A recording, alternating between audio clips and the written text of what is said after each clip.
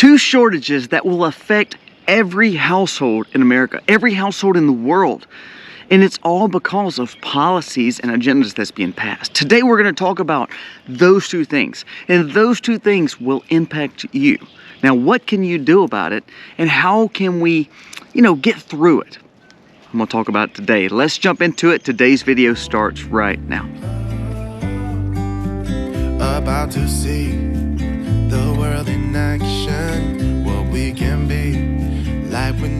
Hey guys, welcome to the Max. Thank you so very much for being here today. If you are new to the channel, go down here, press subscribe, ring the bell, give us a thumbs up or a thumbs down. That's okay, but let us know what you think about the content of the video. Our goal is to always give you something that's thought-provoking, something that helps you prepare and helps you live a life that's sustainable and have a common sense approach to wisdom and raising your family in this crazy world that we live in. Now let's jump into today's topic. What are the shortages that are so volatile, but that are so dangerous because if they happen, they affect every household? They're two very easy things. But what we're missing is we're allowing those agendas that is being pushed in our world to really hinder and harm what's going on. Now, number one, it would be the fact of farmers and food. Now that one goes together. Here's why. There was a think tank that came out the other day and stated this: Biden's climate and ESG policies threaten food supply. A new report from the think tank, the Buckeye Institute, sounded the alarm of the Biden administration's net zero climate control policies and the agenda that will completely threaten the U.S. food production. It says that when we implement this new ESG and this new net zero policy that most big companies are embracing, is that it's going to put a hefty price tag on not only the food at the grocery store, but on the farmer that's trying to grow the food this new government regulated way. It says the farms that operate will expectedly face raising cost, and it will be significant. Not only that, it's showing that most farmers that are already in crunch time, smaller farms, people that raise more regional crops versus national companies, big brands, says that most of them cannot make it because of the requirements and regulations. So what it's going to do is make small farms go away, push all the food towards the big players, and therefore their agenda is easier to pass because they believe in the system. It says carbon pricing will increase the average U.S. grocery bill. You already are paying way more than you were paying just 2 or 3 years ago now. It's saying it will increase it even more, up towards $110 to $150 a month, roughly $1,300 to $1,500 a year on top of the expenses that you're already facing. This is just like a tax on top of what you're already paying when it comes to inflation and interest and the normal graduated costs each and every year. Achieving this administration's desired goal will cause an aggressive strain on our economy. It says not only that, when we pay more for food, when we pay more for the goods, when there's not enough food that's going to be produced, you're going to cause chaos and cause people to not have much money, and they will have to depend on other forms of food, i.e. bugs and i.e. GMO crops. Who'd have thought it? This would put a heavier cost, a heavier burden on most farmers and ranchers as they lay out tons of costs to grow the food that they're growing now. Hardworking Americans that are working 365 days a year is actually at an average age of around 55 to 60. So your aging farmer is getting out. Therefore, more big businesses are buying those farms, which is making farmland not agricultural bound, it's more ESG bound. So therefore, we're not seeing as much growing on those lands. So our threat to the system is getting worse. Agriculture is a national security issue. Think about all the movement that's going on right now. All across Europe, they're pushing these agendas, and actually they're a little bit further than us. And all these farmers are dropping manure and big loads of old nasty hay and junk and putting their tractors all on the roads in protest to this. Now, there is good signs. It said that in some of these areas, there was a story that came out that said that the EU bends the knee to farmers, drops key provisions in 2040 climate proposal. They pushed back. Now, here's the thing though. if we see that the farmers lax up, they're just going to bring these policies back around because of this globalist agenda. Also, they're not saying they're not going to do it. They're just saying we're going to push it further off in the future. So as these aging farmers go out and there's not a secondary generation, a child generation, another generation of farmers coming up, what's going to happen? The movement of us regenerative farmers, small farms that's raising our own food, that's selling a little bit out to our public, we won't be able to help with the regulations. We won't be able to afford the regulations, and most farms will be out, and therefore big players step in. So pay attention to that. Make sure you are pushing and pressing the fact that food is not just a commodity. Food is something that we should have pretty good access to, and not only that, healthier foods. So all this junk that we're getting fed is mostly GMO crops. Look at the health problems that's caused by it. Look at the health problems caused by all this modification versus just simply having crops from the ground, raised holistically, and going into your diet. We have lost that, and we're going to lose more of it, especially because of the threat of all this policies, the aging farmer, and the fact that it's going to cause a detriment to our food system. Number two, this is the easy one, and you're going to say, Colby, this is a stupid point. But let's talk about it because it's very real and it's going to affect you. Number two is the shortage of money. Now, what do I mean by that? Well, we just talked about it. Your cost of goods have went up. Your food has went up. Your utility bills have went up. Your cars have went up. Your rent has went up. Everything has went up in your life. So therefore, guess what? You have no money. There's a story on Zero Hedge that came out that said credit card and auto delinquency soar, especially in the younger generations from 18 to 39. Credit card debt surged to a record high for the fourth quarter, meaning we've broken the record every quarter of last year. Do you think it's going to get any better?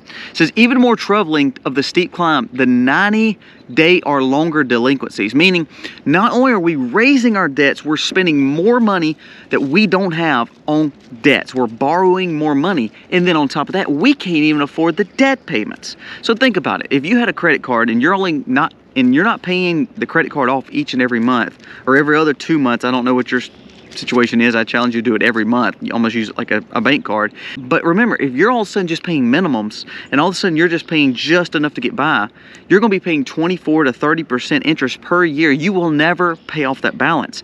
90-day delinquencies, meaning people are not even paying the minimums and they're going default on credit cards and auto loans. That is saying that people do not have money. Now, there's two things to that. You suck at budgeting and you don't know how to control your own money. And secondly, everything has cost more. No one's got a 15 to 20 or 30% raise at their job to cover all the inflation and the cost of interest that's been associated with it with the last few years. Here's some points they brought up. Aggregate household debt balance increased by $212 billion in quarter 2023. So that means government has a spending problem, but also Americans have a spending problem and don't know how to get on a budget. Balances now from 17.5 trillion have increased to 3.4 trillion, meaning there is more and more debt going on the balance sheets for homes, cars, and of course credit cards. Mortgage balance shown on consumer credit reports increased $112 billion. Balances on home equity lines, meaning you're borrowing against a home that you already are probably upside down in, increased by $11 billion. Credit card balances, 1.13, has increased $50 billion just in the last quarter. Auto loan balances increased $12 billion. Other balances grew over $25 billion, which is like student loans and all these other miscellaneous debts. So what's going on? In a single sentence, the economy is nowhere near as strong as the soft landing crowd thinks. That is why people are not motivated. That's why people are still using debts, because they don't know what to do anymore. Other than mortgages, the data is very recessionary, meaning we are going to see a fall from our financial institution or correction, because even though you're hearing that the jobs numbers are up, the money's up in the stock market, do you realize the jobs are up because people need part-time work? So they're getting secondary and third jobs. Guess who the biggest provider of jobs were this last few quarters? The government. So the government's getting bigger and you're taking on more second and third jobs because you can't afford to live. So these two shortages go hand in hand. There's a shortage, so it's costing more for foods and goods. Because of that, it's costing more for us to live, so we can't afford the goods that we're needing. I don't know about you, my energy bill went up by 30% this last month. They called it a weather adjustment, a fuel adjustment. All it's called is bull, because it's falsity. It's Everybody's seeing the speculative market, so they're all raising their prices. So everybody's increasing their cost of bills and cost of goods, and therefore it's costing the consumer too much money. The aging farmer is all of a sudden not able to put the crops in because he can't afford it. So there's a shortage of food, so it makes the food skyrocket too. So 15 to 30% of cost of goods going up, and your paycheck only went up 2 to 3%. You have lost, what, 18%, 15%, 14% per year? And you were already living paycheck to paycheck. Well, it's going to get tighter. So what can we do? We have to cut up the credit cards. No more credit cards. If you can do without, please do without. Now, again, as a Christian, I look at everything as being a good steward. So for us, we tithe always off our money. We believe in giving. So we're going to always do that. But other than that, we're going to budget everything that we can. Try to buy in bulk when you can. Try to eat at home and not eat out. Try not to buy soft drinks. Try to drink water. Try to do things homemade, because again, you're building family time, but you're also learning to live on a budget tighter. We have to, we get mad at our leaders by doing the same thing and overspending. Well, us the same way. They're not going to cut our taxes. We're not all of a sudden going to get all these stimuluses, and stimuluses actually don't help because they're actually putting more money in the economy that's going to cause more inflation. But there comes a point where you say, you know what? No one's going to be there to just help me and bail me out. Student loans shouldn't be paid by the government. Subsidizing shouldn't happen because that cost will, again, pass down to us as the consumers. Look at what the stimulus actually did. It gave you money to then turn around and spend and put in the economy to make the rich richer.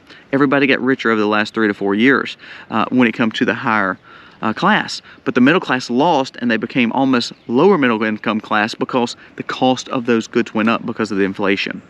So here's the thing. You've got to get on a budget. You've got to cut your credit cards. You have to eat at home. Quit drinking soft drinks. Quit frivolously spending. Don't think every day is Christmas. It's not a gift for you today. You don't need to buy things all the time on Amazon. You may need to delete the Amazon app. You may need to delete the Temu app or whatever you're buying it on. You may need to quit going to Walmart unless there is a list that you stick to. You need to get serious, because no one is there going to help you to get you out of debt. No one's there going to help you, going to bail you out. So it takes you taking care of yourself, because the more money you get, the more you're going to have to invest in the food and making sure you're getting quality food for your family. These shortages are affecting every home. If you can start growing some gardens, you can start growing some raised beds, some pots. I mean, we're fixing to start potatoes in raised beds. I mean, small little 4x8 raised beds. Now, we grow tons of them, but the whole purpose is we want to show you that you can grow them in raised beds. You can grow small crops and lettuces in pots right on your balcony. Don't make excuses anymore. Get tighter on your budget. Learn to try to grow as much food as you can, or buy it in bulk, and make sure you stick to a shopping list, stick to a budget. And ultimately, don't let this affect you as much as it's going to affect most of the Americans. My goal and hope for you is you go back and you look at some of the videos of how we grow food, how we do the things that we do when it comes to regenerative farming. I'm speaking to you as someone who is not only in business, I'm speaking to you someone who is actually raising the farm, who is actually raising 6 children in a world that's very expensive to raise kids in. It's actually trying to do this with a stay-at-home wife. We're doing what we're doing. We're side hustling because we want to make money. We're trying to do all we can to provide for our family so we can have the sustainability, so we can have the self-sufficiency, so we can have the independence to not depend on the government. I want to help you do that too. Guys, thank you so much for watching. Hope this video encourages you, because it's already things that are going bad. So now you need to say, I'm going to be proactive instead of reactive. And there you go. There's your answers. Thank you so much for watching. God bless. Happy homesteading, y'all.